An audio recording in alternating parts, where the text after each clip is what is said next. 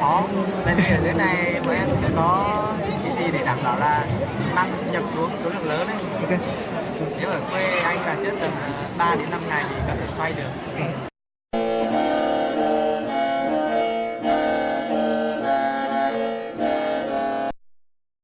Xin chào các bạn, hôm nay tôi đã tham gia một sự kiện rất quan trọng của dân tộc Mông hàng năm tổ chức tại trên vùng cao, nhưng mà điều đặc biệt là hiện tại tôi đang tham gia một cái chương trình Tết Mông Sông Phố tại thành phố Hà Nội. Và sau đây tôi sẽ đưa các bạn cùng đi xem ở trong cái trường này có những sự kiện gì đặc biệt. Như các bạn đang thấy, đây là một cái trò chơi dân gian của người dân tộc Mông. Đây là trò chơi nhá.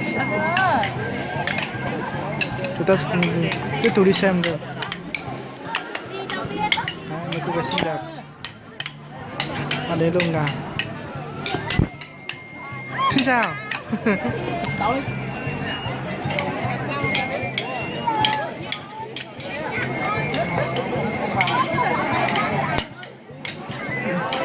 Hôm nay có rất nhiều cô gái đẹp.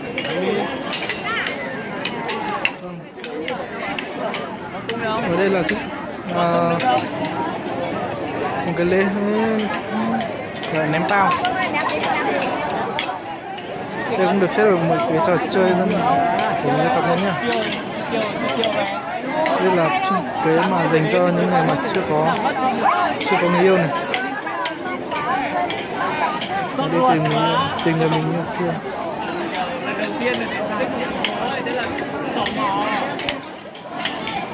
Trước đấy là có ý định đi rồi, nhưng mà kiểu đang học ấy, thế là đến Tết là thêm lười với lại là không có ai đi cùng ấy, thế là lười thế này.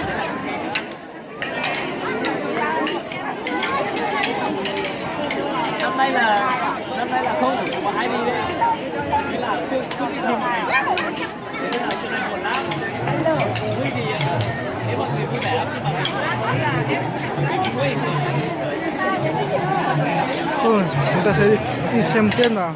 Xem tiếp có gì vui hơn nữa không? Chế bao đem ơi. Đây là cả những cái bạn mà không phải dân tộc Mông tham gia cái chương trình.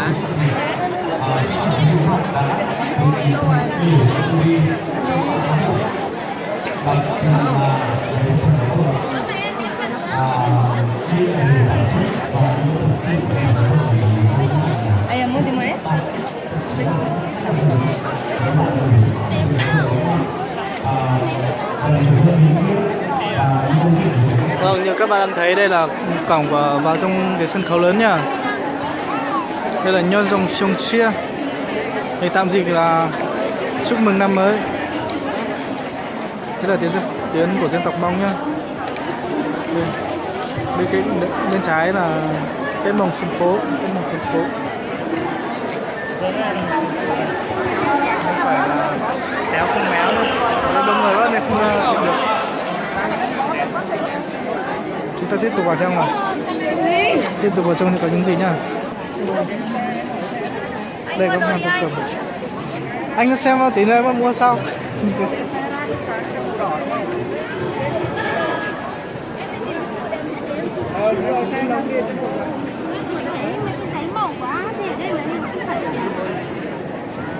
Không, anh đang ở trên này, anh cà phê ở trên chỗ đường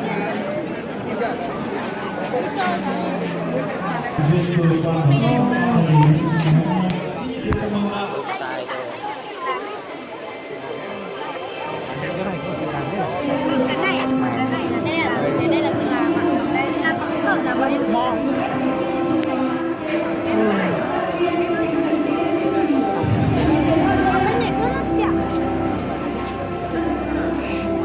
Sao mua gì?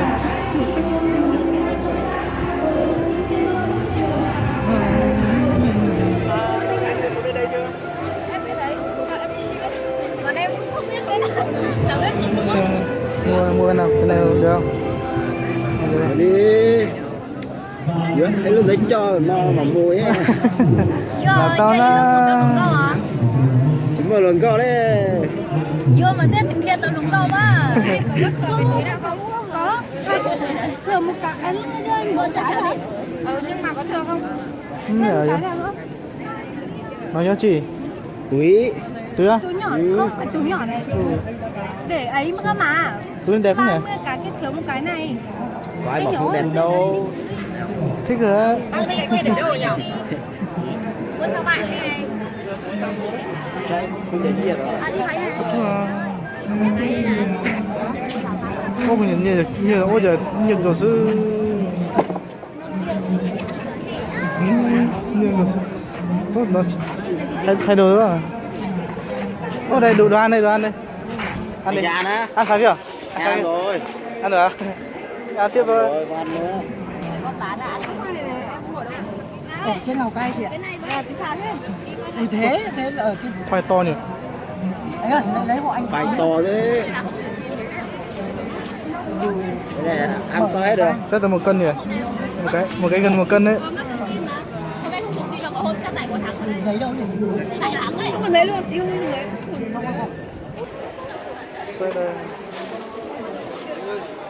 Sách gì? Anh cửa ơi. Lúc nãy anh có ấy không? Gì? Anh lấy bàn ấy còn lấy thẻ của con bé đi cùng à? Có ai lấy thẻ của nó rồi, anh lấy thẻ của nó, lấy cái ô luôn. Đang lấy không? Thẻ đấy. Thẻ đang ở đây. Thêm mở cái bàn quay quay đây. Thấy không? Bỏ là. Đây là một quyển sách Anh nhá. cửa ơi. Đây là một quyển sách của dân tộc Mông về dân tộc văn hóa Mông mà. Đó. Văn hóa cử Ly là tác giả. Đi rồi. Không, em phải đi cùng thì. Ở trong này có nhiều cái hay lắm. Có nhiều văn trang này. Lấy từ giờ tụ sáng tác này. Vừa bắt ly với cả văn hóa cử. Tối nay thì sẽ đọc cho nghe nhá. Gì?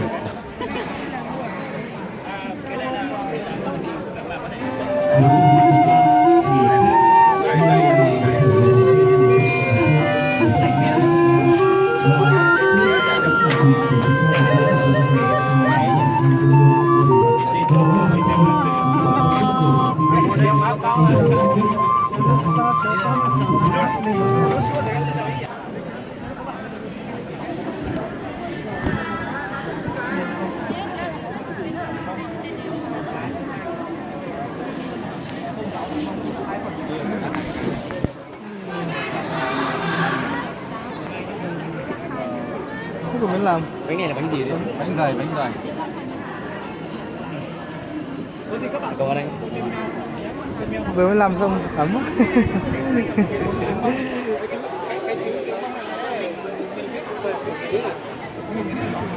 Chưa đầy đủ lắm.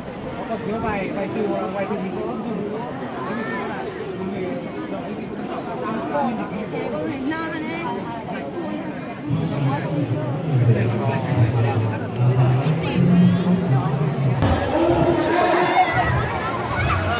Là một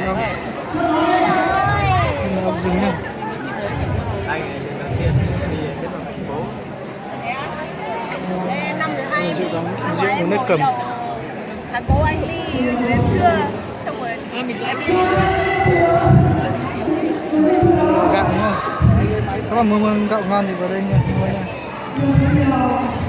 Anh em hỏi chút xíu là gạo này mình có số lượng lớn không ạ? Tức là gạo nếp nương này. Nêm nương ạ. Nếu mà anh đặt trước thì bọn em có thể lấy được, còn không thì bọn em cũng khó. Tại vì ở dưới này bọn em sẽ có cái gì để đảm bảo là mang nhập xuống số lượng lớn ấy. Ok. Nếu ở quê anh đặt trước tầm 3 đến 5 ngày thì có thể xoay được. Ok, cảm ơn.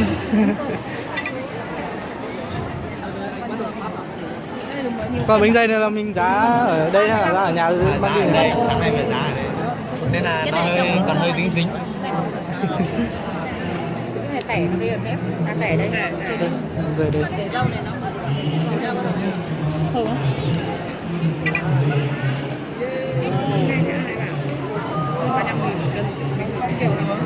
Kiểu có bán được không?